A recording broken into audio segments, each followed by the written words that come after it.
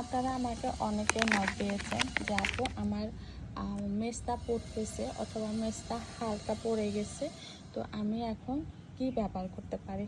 তো যাদের হালকা মেস্তা একদম খুব নতুনভাবে মেস্তা হচ্ছে, তো তাদের জন্য হচ্ছে এই কম্বোটা।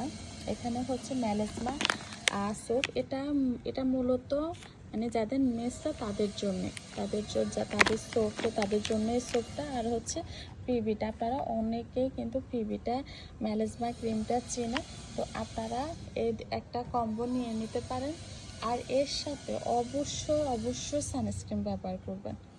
আপনারা এর সাথে অবশ্যই সানস্ক্রিন ব্যবহার করবেন, না হলে কিন্তু সানস্ক্রিন যদি আপনারা ব্যবহার না করেন তাহলে কিন্তু আপনাদের উপকারের বদলে অপকার হবে।